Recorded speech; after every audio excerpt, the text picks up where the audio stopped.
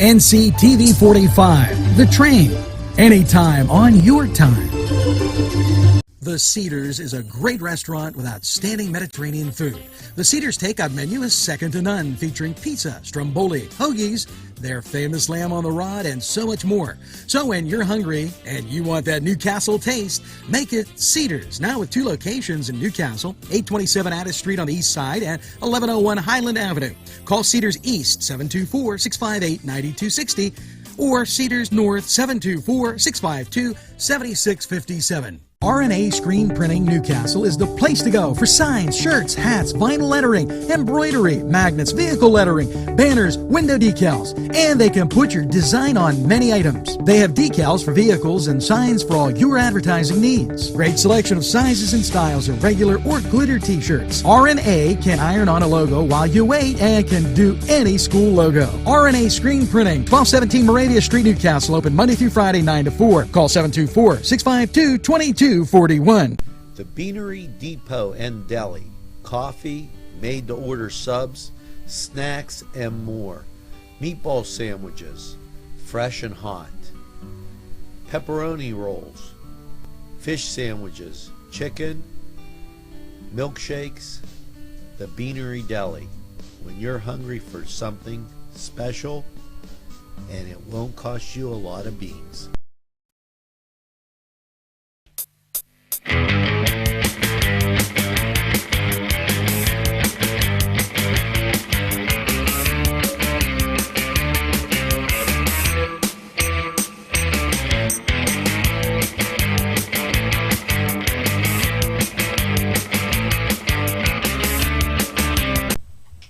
Welcome to the Cedar Sports Corner here on NCTV45 and NC Radio 450. I'm James the Valley Man Dotson.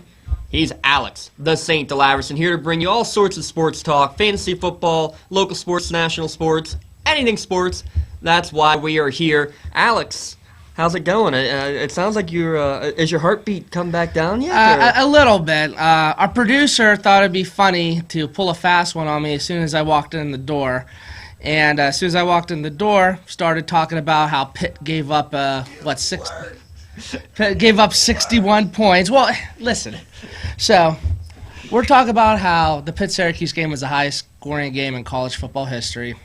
Whatever. I mean, that's just such a Pitt thing. But anyway, we were talking about the players Pitt's going to be losing next year. And our producer's like, oh, don't forget about your head coach. I'm like, what are you talking about? And he's like, oh, your head coach is gone too. And I'm like, very funny. He's like, no, I'm serious. I'm like, no, for real. And he's like, you want me to pull up my phone?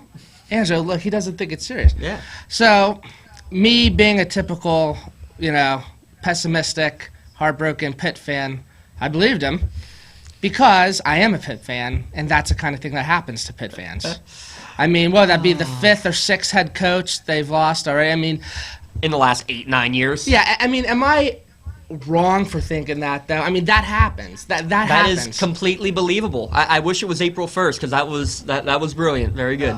Friday is a very important day, and I'll tell you why when we get later on the show. Okay, we'll get fully into the entire college football landscape for sure coming up in one of our later segments, but we want to start with the bread and butter here at the Cedar Sports Corner right now. We are the Fantasy Football Toolkit. We want to bring you some fantasy football news and advice and everything we can, and the place we have to start, I told you guys, I hope you went out and listened. Tyreek Hill was a huge pickup for Kansas City, and man, did he pay off. He actually became the first player since 1965 to score both a rushing, receiving, and kick return touchdown all in the same game. If you went out and got him and played him like I told you to, kudos. I hope you won your game as a result. I think people were really hesitant on committing to him long term because you think, when is Jeremy Maclin going to come back? Probably this week. But here's the thing. I think the way he's been playing, and I think it's 4 out of the last 6 weeks he's scored in double digits.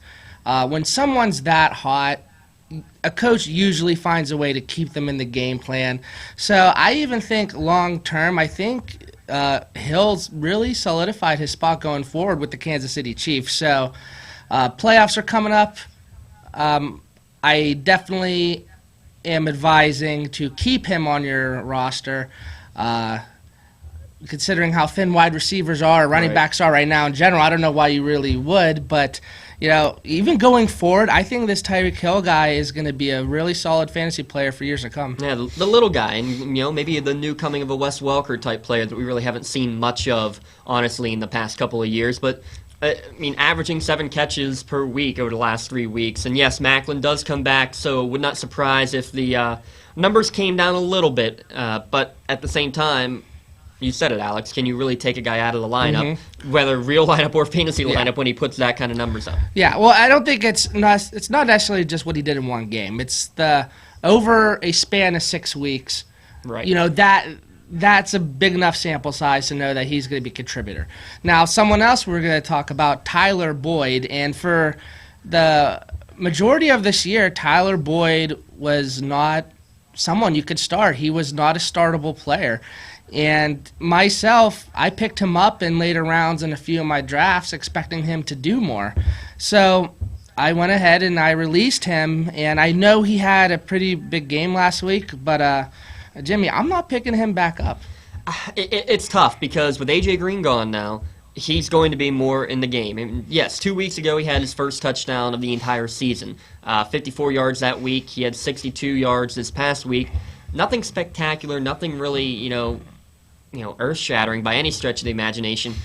I think there are better options out there. I think you're right. Now, I would say this. I would not be hesitating to possibly pick him up if you're in like a dynasty league, for example, and he's available, or if you have a keeper league, for example, then maybe you can pick him up and use him as a late-round keeper, because I could see him being a potential keeper pick for next season. That's the only way I think you're picking him up right now. Again, if you have somebody who's injured and you have a spot, okay, snag him, and maybe you'll get lucky for championships. But right now, in terms of Cincinnati's offense, it's Tyler Eifert or nobody. And you can also say Rex Burkhead. He's going to get the Gio Bernard touches, but it's still not enough for either one to really warrant, unless you're in dire straits, to go and put them and plug in your lineup.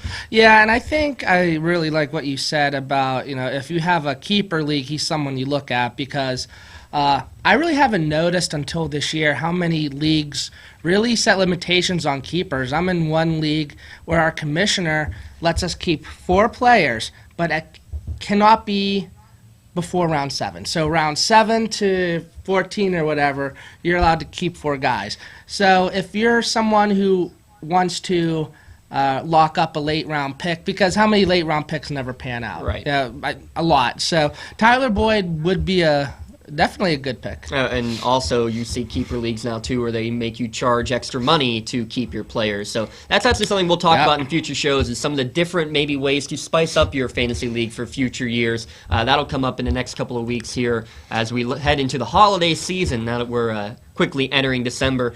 Before we hit our first break, which we are also quickly coming up towards, I want to mention a couple quick names. Running back Kenneth Dixon of Baltimore. I know he's in running back by committee out there, but he was out there for 50% of the snaps. That's about as good as you're going to get in Baltimore.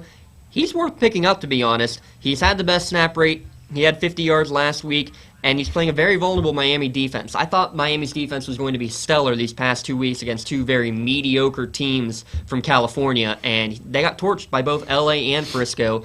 I think that's saying enough right there. Dixon needs to go. Yep, every time I hear the name Dixon lately, ever since the pick coach left, but Angelo got me traumatized as soon as I walked in here. Honestly, I'm not banking on a running back from committee and a Baltimore player, but going up against a vulnerable Miami defense, if you're weak at your flex, if you have to do, it'll do. Another one quickly, Taylor Gabriel, in Atlanta. 2 touchdowns last week, 70 yards. Anybody can have the big week, whether it's going to be Gabriel, Sanu, Julio. You never really know what to expect, but he's, again, somebody who you can plug and play when you need to. With that, we're up against a break. When we come back, we're going to answer the big-time question in terms of your waiver wire pickups coming up, possibly. What do you do with Adrian Peterson? That's when we come back here, the Fantasy Football Toolkit here on the Cedars Sports Corner. Come to Big Polly's Sports Bar in Newcastle.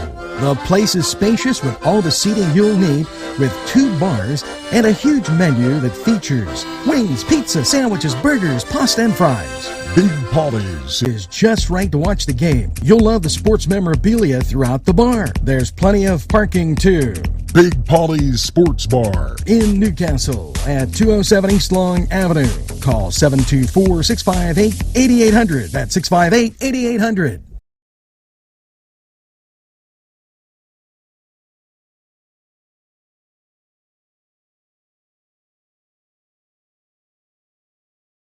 Gentlemen, if you want to look your best with high-quality clothing, then I recommend Main Street Clothiers and Custom Tailors in downtown Newcastle. Mike Caggiano is the owner, and he and his staff have been in the business for decades, and they will always give you the right recommendations. They also carry Rondinelli tuxedos. That's Main Street Clothiers and Custom Tailors, 210 East Washington Street, downtown Newcastle. Call 724-652-3851. Welcome back to the Cedars Sports Corner here on NCTV45. Fantasy Football Toolkit coming at you. During the break, we were talking about my frustration with a certain pro football team, not to mention the names, Atlanta Falcons, but and how I don't want to touch any of their players because they seem so inconsistent. However, with the New York Jets, a big name is coming back this week, Ryan Fitzpatrick. And I want to know, Jimmy, how does that affect Brandon Marshall's value? How does that affect any other star players they have? Forte, whoever. Yeah, Forte, I mean, he's fighting for getting a contract because he's in trade negotiations. So I think Forte is going to be really, really big. And I should say either trade negotiations or just New England seems to be talking with Forte for possibly a signing in the offseason. So I think he's playing to try to get the Jets to re-sign him right now. So Forte, no matter what, is good. But in terms of the quarterback, anybody is better than Bryce Petty, I'll tell you what. So Bryce Petty, what a name. Yeah, so I really think that Fitzpatrick coming back, as much as people love to hate on the man from Harvard, I really think he makes Brandon Marshall fantasy starting material again. I don't think he was. I hate to do this to you, but do you know what they're saying on their team? What? Don't be petty. Don't be petty. Don't be petty. You know what's worse than being petty, though? Is being Hackenberg. And that's the other quarterback on that Jets roster who has not gotten a chance in the NFL. Oh, man, I forgot about him. And I'm not surprised that Christian Hackenberg is not getting a chance. And people are saying, why doesn't he get a chance? You got to show something in practice. Talk about practice? Practice? Practice. Playoffs. Don't talk about playoffs. We'll talk about fantasy playoffs coming next week, as that's when the main playoffs begin. But we wanted to talk about that. We also wanted to say Adrian Peterson. He's back on the practice field. He may be back, but we don't know when. When is the right time, Alex, or what is the right situation to go and pick up a guy like Adrian Peterson, who's been out since, what, week 2 or 3 at this point? I'm not playing him. And honestly, it's even before this season, you wonder like age or injury concerns, and now he's finally coming back for the first time since week 2. Unless he's a full go-ahead, 100% healthy, ready to go by every media outlet type of thing, I'm not starting him. And even then, I'm trying to see who else I could possibly start on my starting lineup. So, I mean, how effective is he going to be after being out that long? I don't know. You got to worry about the rest of the Vikings backfield, chemistry. Mm-hmm. There's just so much. Well, and nobody, even when AP was healthy before he went down, and then nobody who's been in the backfield afterwards has been a consistent threat in the Minnesota backfield either. So I will say this. I think I'm picking him up. I think I'm stashing him on my bench because if I can all of a sudden get a free agent turned starter, and that starter has the initials AP, that could be championship gold. At this point, I have a couple guys on my bench who I'm not going to be playing. I know I'm not going to be playing, whether it's a backup quarterback or a backup tight end, that sort of thing. I'm not going to play him. Why not take the risk and see if this guy who has proven he can do it year in, year out, give myself maybe that option, I guess. What I do agree with what you're saying is, you could pick him up, have him on your roster, and yeah, if it looks like he is catching fire, if he is playing with momentum, yeah, that can be all the difference. You're going into your playoffs, so picking up Adrian Peterson out of free agency, that's definitely going to help your team come to playoff time if he's playing hot and if he's ready to roll. So, yeah, honestly, that does give you a very significant edge in terms of, you winning your fantasy football playoffs. Absolutely, and those playoffs coming up, most leagues begin their playoffs starting next week, Week 14. And how crazy is Week 13? We still got bye weeks this week. Wow. It's, you know what? Honestly, I want to say this now. You're probably going to disagree with me. I never paid much attention to bye weeks when I drafted. I know you haven't. But this year, I don't know if it's just I got unlucky or just the way the cards were dealt to me. Every week, it just seemed like I had a handful of starters on bye. It's just like I never had that happen to me before in any fantasy season, and it's really, really inconvenient and really frustrating. So are you saying you're going to look at them more next year? I am. There you go. See? Commandment solved. Yeah, so it's probably not going to be an all-be-all, but you could really fall into a trap like me. I really should have been more attentive when I was drafting and noticed 7 guys out on week 8. You know what I mean? So it is something you do want to at least keep an eye on. Absolutely. With that, let's switch gears. Before we do, reminder that you can always send us your fantasy football questions. We love answering them week in, week out. Mr. DeLaverson has been heavy on the tweeting this past week on Twitter at 3SN Fantasy and at FF Toolkit. You can send them all to us right there, and we answer them all, and normally we're pretty darn good. So come and give us everything you can. Let's switch down a gear. We're going to talk football here quickly in college level before the break. First off, congrats to those Pitt Panthers who still have Coach Pat Narduzzi, as far as we know. For now. They have cracked the top 25, which I think really helps Penn State, who is number 7, and they will be playing for the Big Ten Conference Championship this Saturday against Wisconsin at Indianapolis. The top 4, Alex: Alabama, Ohio State, Clemson, and Washington are the top 4. Michigan's at 5, Wisconsin at 6, Penn State 7. So Big Ten has 5, 6, and 7 in terms of the last guys in. Or right out, I should say, on the bubble.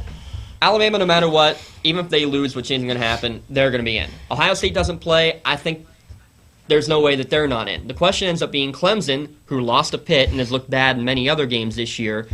Will they stay in? They play Virginia Tech in what is a very winnable championship game. And Washington, who is in the Pac-12 that's been crapped upon all year, now you got to say, are they going to, with a championship, would they still be in? Or does the Big Ten champion in Wisconsin or Penn State, do they possibly jump in? What are you looking at with that? I think Pitt making the top 25 college football playoff rankings does help both Clemson and Penn State. It makes the Clemson loss to Pitt not look as bad, and the same thing for Penn State. I just don't understand why Ohio State has to be this automatic they're in the Final Four. Here's the thing. How can you exclude a division winner from the Final Four, but a team that didn't win your division gets into the Final Four? I think I'm okay with the fact with Ohio State getting in as long as the division winner from the Big Ten gets in as well. I mean, they lost to Penn State. Especially when they beat that team. That's the thing that I think gets me. So that's what I'm saying. It's like Ohio State has like this name brand thing. Ohio State, they got to be in. You know what I mean? But honestly, I think that is going to be your Final Four. I think you're going to have Clemson, Ohio State, Washington, and Alabama. So I don't see much changing, but I am rooting for Penn State, obviously, to get the upset of Wisconsin. And who knows? Maybe they can find a way in. Yep, Probably not. We'll see if they can do if they can make things very interesting. We'll talk a little bit more about that and about more chaos at the high school level as well here when we come back on the Cedars Sports Corner.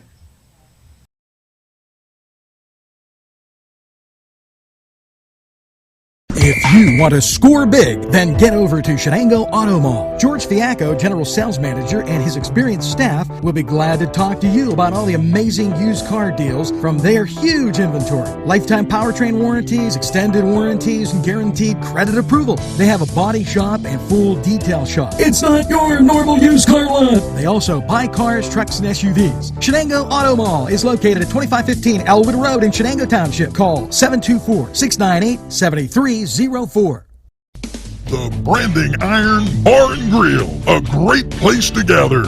Some examples from the menu: 45-cent jumbo wings with 30 different kinds of sauce, meatball sub and fries, $5.50, hot cheese balls and burgers, and delicious large sandwiches. Stop in during happy hour, 4:30 to 7:30. You can dine in or take out. The Branding Iron Bar and Grill is located at 2221 Ben Franklin Highway, Edinburgh.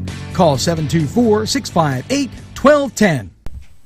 Back here on NCTV 45, the Cedars Sports Corner alongside Alex DeLaverson. I'm James Dotson. Special thanks to Angelo Parada helping us out, spinning all the dials back there, making sure we sound good. We can't make us look good. There's really not much you can do unless you put a black screen in front of us. But I know. Yeah. Not exactly the two prettiest mugs in all of Newcastle, but what yeah. are you going to do? Hey, I mean, there's a reason that you put us in front of the camera, though. We need Gregor here to make this place more handsome. Well, hopefully Greg, the mad scientist Bashir, will be back coming up in the upcoming weeks.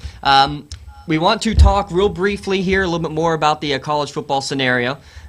Championships coming up on Friday. We got a couple of Friday issues coming up here. The first championship game is on Friday, Washington. If they somehow lose that, I think that's what really opens the door for the Big Ten champion to possibly sneak in. We've seen it before, though. A couple of years ago, TCU was number 3, didn't play the final week. They dropped all the way to 6. Mm-hmm. There's nothing saying Ohio State can't do that. And, I mean, here's the thing that really gets me. If they want the best teams, or do they want the most deserving teams? And what do you consider the best? The best throughout the season or the best right now? Because if you're telling me that, Washington has been up and down all year. Clemson, honestly, has been putrid for more of the year than not, but they've snuck out victories. Penn State's got 7 wins in a row, and they've looked very convincing in them as well. So that's the questions I think the committee has to go with. And when they put so much emphasis on conference champions, Alex, how can then they go and say, well, okay, conference champion, no, but the team you beat in your conference, yeah, they can go. Yeah, and that's actually still the problem with only having a 4-team playoff. That's what you're going to get. I think the committee is going to look at a best team right now type scenario because they always have. Yes. Or, the BCS was always like that. It's, if you lose one game but it's towards the end of your season, then you're less likely to get into the college football championship. I do like that. It's not as much about the when you lose. Yeah. So, I mean, I would like to think they would go with the 4 best teams. I mean, who's to say it's deserving? Because you lose one game at the beginning of the year compared to it at the last. That means you're more deserving or less deserving than any other team. The one thing I will say is I'm glad that they're looking at, the circumstances of the losses. Was it home? Was it on the road? Were you at full strength? Like, for example, Penn State's loss against Michigan, missing many of their defensive players. It's not going to throw the loss out the window, but that's a big part they're looking at is who was there, who wasn't. 2 losses on the road. Who did they lose to? At Michigan. At Pitt. And now Pitt now looking at it, those are not 2 bad losses at all, especially since Pitt beating Clemson, making it into their first college football playoff ranking. If Penn State beats Wisconsin, I mean, they're right up there with anybody. I mean, they haven't lost a game at home. I mean, remember at the beginning of the year, we were talking about is James Franklin going to survive this season. Yeah. Now we're talking about them possibly playing for a national championship. I will say this. If Wisconsin wins the Big Ten championship, then Ohio State's the only Big Ten team that's in the Final Four. If Penn State wins it, I think in terms of everything that they've said that the playoffs are going to be and the selection committee is going for, I think that they're going to have to be in there, to be honest, just based on prior precedent and everything that they've been said. But I've been wrong before. You give the college football committee way too much credit. This is true. I don't trust them. Barry Alvarez is on the committee, Wisconsin's athletic director. So, keep that in mind. No bias there. No, not at all. So, a couple of the championships are on Friday. What else is going on Friday, Mr. Parada? Well, it's time to put up your Dukes. The Duke came. I've got you both stunned. You're looking at me. But it's the city game where the Dukes of Duquesne take on the Pitt Panthers. Can't believe college basketball is getting up and running. I do want to say something about that real quick. All of a sudden, this is a very meaningful game. Pitt beat Maryland last night. And right now, what are they, 6-1? Kevin Stallings is bringing a whole different type of style of play to the Pitt Panthers, high-scoring games, but also giving up a lot of points. It's literally a 180 from Dixon. So a lot of fans are going to like this. And the reason why this is a big game, when you have a new coach, every game is a big game, even when you're playing out of conference. Yeah. And honestly, I do want to see the city game get more attention than it really has. I think Duquesne and Pitt should be a bigger rivalry. Duquesne keeps improving as well. That's what I'm saying. So, I mean, this is a game that's very underlooked, I feel like, because Duquesne can beat Pitt. When you have a new coach, they're very prone to upset. Yeah. So, I'm actually really glad you brought that up, to be honest. I wanted to shift gears. You guys ready for basketball season? We're going to be ready. You're going to be,